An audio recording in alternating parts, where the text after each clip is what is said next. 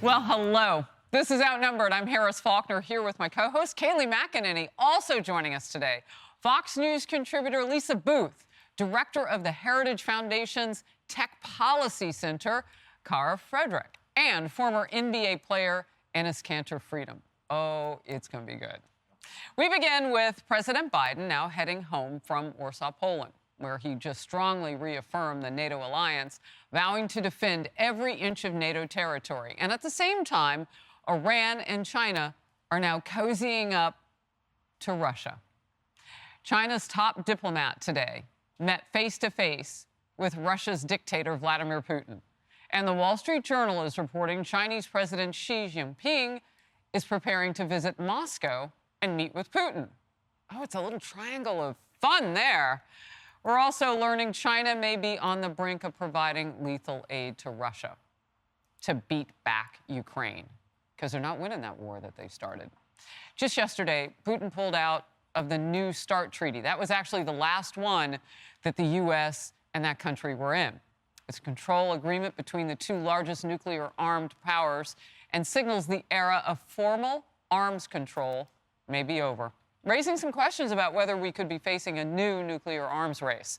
National Security Council spokesperson John Kirby spelled out what is at stake with these alarming developments. Watch.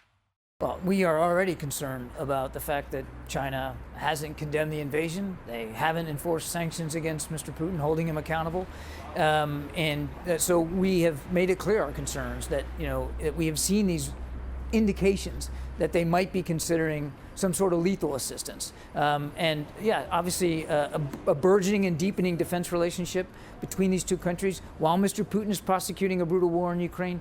Clearly that would have very, very bad ramifications. So at the Heritage Foundation, I know you do a lot of digging into relationships around the world. How shocked are we that those superpowers have gotten together? Oh, I don't think it's shocking at all. I think we've seen this, especially when it comes to technology and technological development. We've seen exchanges of information between China and Russia for years and years and years. So this, to me, the China aspect, it's not just a data point. Considering delivering lethal aid to Russia, it's going to create a massive problem for us. And this is something that I don't think people talk about often. It's the fact that President Zelensky hasn't ruled out the PRC, the People's Republic of China, from contributing to Ukraine's reconstruction. And we know that China is looking all over the world. Yeah, Venezuela, they've got their tentacles there. Africa as well. So wait a minute, just real quickly, are you saying that China could play both sides here? That they could give the Russians weaponry to beat down Ukraine, and then at the same time, let us help you rebuild to Ukraine? Oh, Zelensky, again, hasn't ruled it out. So I don't trust the CCP as far as I can throw them. No one should. Exactly. We've seen surveillance with the Chinese spy balloon. We've seen this over and over again with China. So again, we need to be careful that there has to be an end game in Ukraine. There has to be oversight. And I think I've talked about this before, but this is really personal to me. I hugged my father on the tarmac at Camp Leatherneck in Afghanistan. That's 2 generations deployed to the same war. I don't want my daughter to have to face another protracted conflict like this. So let's have proper oversight. Let's have proper accountability. And yes, let's support the cause of freedom, but we need to make sure that we're doing it properly as the United States. Kayleigh, that's a really important, the nomenclature that Cara is using there, because Putin doesn't call this a war. He calls it a conflict, but whatever it is, it's a war. Right? And we don't want another protracted. It's almost like a proxy war now. No, we certainly don't, because Biden has sent every indicator, we're here to support you. It seems to be forever more Zelensky, but when is Zelensky's forever more? He's indicated he wants to potentially take back Crimea. That would make this an endless war, and one that was more protracted than perhaps what the United States intended to get involved with. While I do suggest we do have an interest here to make sure Russia does not become a world power that can redraw the map. So there's that. I do think, agree with supporting weaponry. Beyond that, you look at Russia and the nexus with China. I want to talk about Wang Yi really quick. Wang Yi is the top diplomat that we just talked about that was in Moscow. Well, Wang Yi, he stood up in the Munich Security Conference and he was asked by a former German diplomat, can you reassure the audience that you're not going to invade Taiwan? He declined to do so. Blinken pressed him on apologizing for the spy balloon. He declined to do so. And then Blinken even said there will be consequences if you provide lethal weaponry to Russia, to which Josh Rogan in the Washington Post says officials won't say whether China has already crossed that line. So many unanswered questions. Ines, you have become famous for taking on former colleagues of your own in the NBA, now that you have left the NBA, because of their incestuous, at times, relationships with China and money in that nation. Why? I mean, first of all, about this topic, I want to say, you know, dictatorships are coming together and they're aligning, and their goal is to divide West and divide NATO, you know? It's not a lie that our administration has been soft on some of these dictatorships out there. You know, diplomacy and, you know, soft talk never work with this dictatorship. So I feel like we need some concrete actions. I mean, you mentioned my colleagues. Unfortunately, you know, they're picking, you know, money and business over their morals, values, and principles, and we need to call them out because. Go ahead. Well, I'm just curious. Do you think they even know? Like, I don't want to put anybody down for not having read, you know, history or any of that.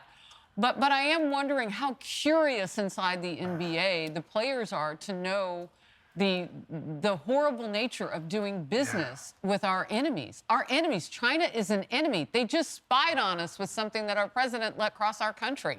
You know, whenever we go out there, the first thing I was telling them, I was like, listen, the shoes that you've been wearing to go out there and play is being made by slave kids. I mean, everybody knows about the sweatshops and slave labor. That's one. And two, while we are talking right now, there's a genocide happening. And I don't want to say that I want to educate my teammates. Why not? Because I'm sure they knew about it. I mean, there's no way that they did not know anything about it, you know? But because whenever I have a conversation with them, they said, we love you. I think what you're doing is so amazing, but we cannot support you because we have shoe deals, we have endorsement deals, we have jersey sales. We want to get another contract. But if you say anything against the Chinese government, you'll be cut from the NBA. And that was blowing my mind, you know? And I asked them one simple question. I was like, put yourself in their shoes.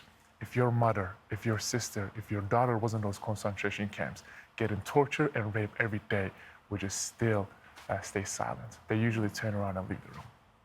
Oh, they don't answer the question? They cannot answer that question. How could you answer that question? With a simple, I would care more about my relatives than anything I'm doing right now. Yeah. Wow. Lisa. And as you've taken such a strong stand for freedom, and it's so admirable, but taking a personal stance, which has cost you a lot. You know, I wish there was more hesitancy as we inch ourselves towards a potential full-scale war with a nuclear power in Russia. And there doesn't seem to be enough in the media. There doesn't seem to be enough with our elected leaders. And I keep hearing things like, oh, we need to give Ukraine what it takes to win. But what does winning look like? What would it take to get there? How much human suffering? How much money? How much time? And the same people who are telling us that we need to give the Ukrainians what they need to win are the same people who never had a clear objective of what winning would look like in Afghanistan. And we spent 20 years there. So I have a lot of concerns about what's going on right now and the conversations that are happening. And I also think we need to be clear-eyed about Zelensky as well. I mean, we have painted him as some godlike picture, the beacon of freedom. And you look at things like the fact that he lied to us about those missiles, the rockets that ended up killing 2 individuals in Poland. He blamed it on Russia. It was, in fact, Ukraine. It was an accident. But he was trying to walk us into a world war. You know, additionally, he is an actor.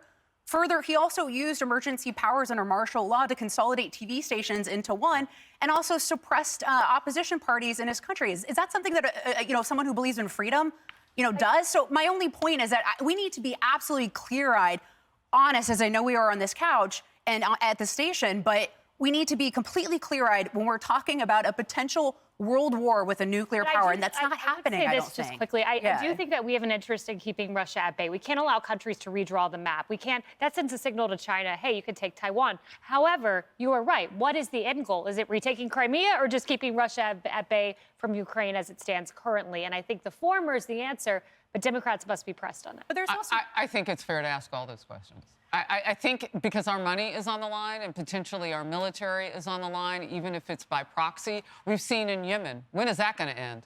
I mean, Right. those are all fair questions. And they make people uncomfortable who are in power, which is an excellent reason to ask them. Amen. We deserve the answers. And that's all I want. I'm not on any. I just want the answers, as I know you do. Yeah, too, it and everyone doesn't on this mean that we couch. don't know our role as a superpower and that we don't want Russia to continue its power grab. Of course we don't want that. We don't want them invading other countries.